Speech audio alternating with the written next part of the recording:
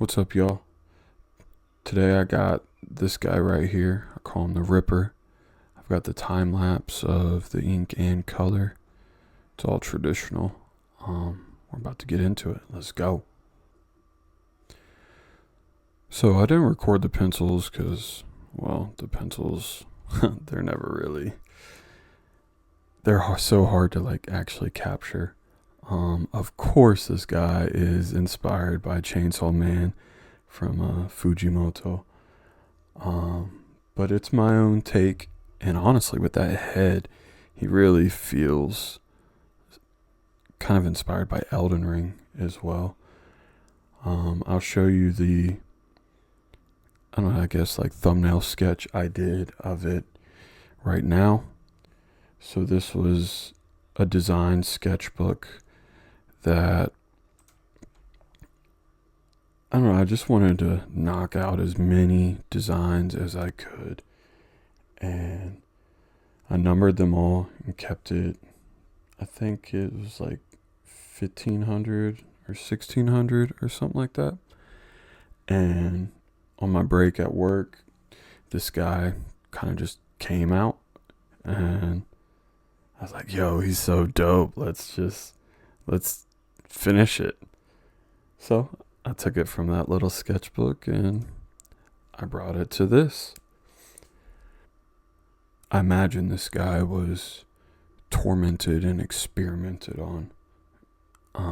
In my head, he doesn't even have an actual hand. It's just this chainsaw blade kind of fused to his hand.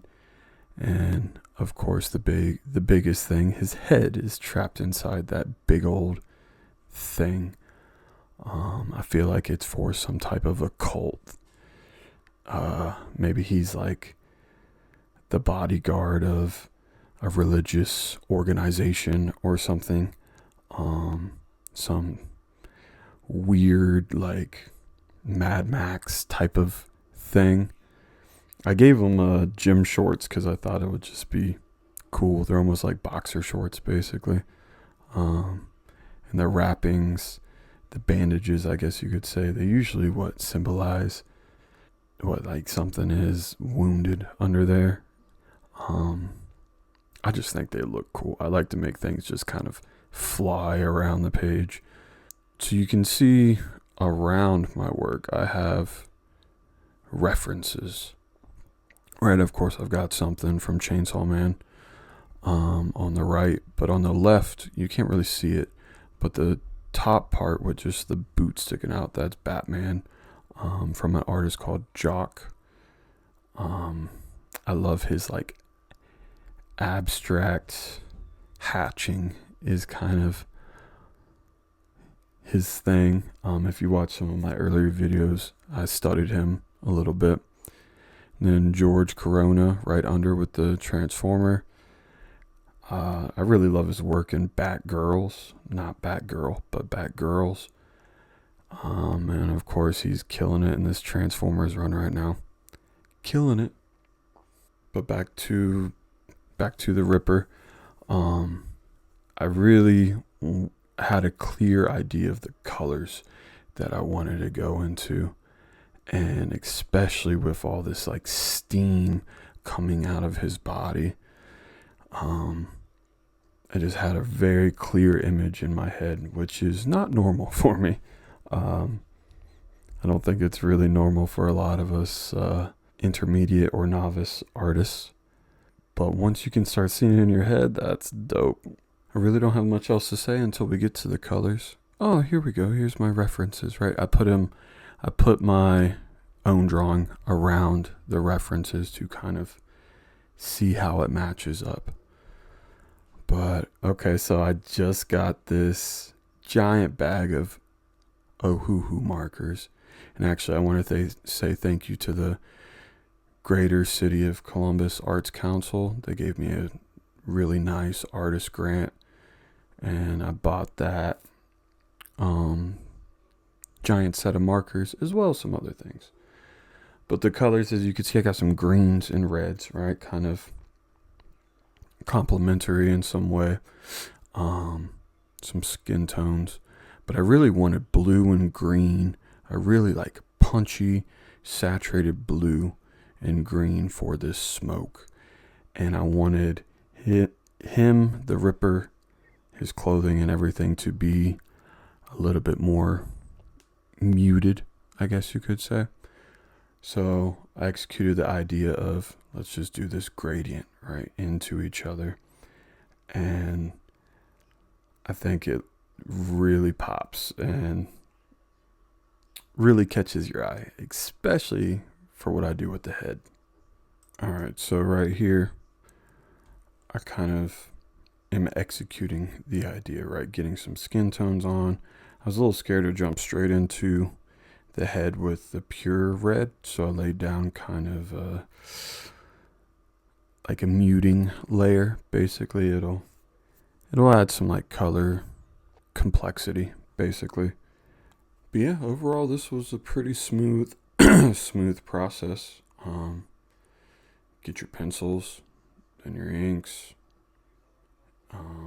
then color, right? Be confident with your color. Just go through and do it. If you don't have a clear idea in your head, it's probably best to do a little color thumbnail. Especially if you're using something like markers where you can't really go back. You know, once it's down, it's like watercolor in that way. Like once it's down, you can change it, but it's hard to change it, right? Now, did I have a clear idea for all of it? No.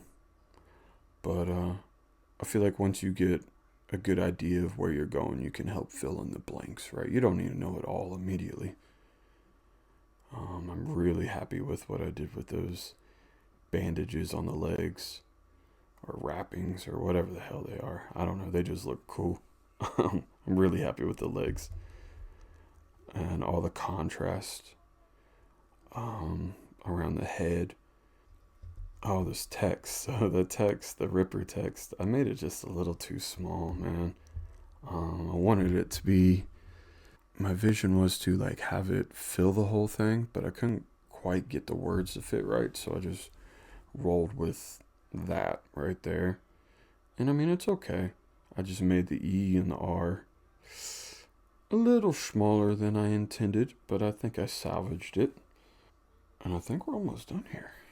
Is that it? But a little bit more, so, oh yeah.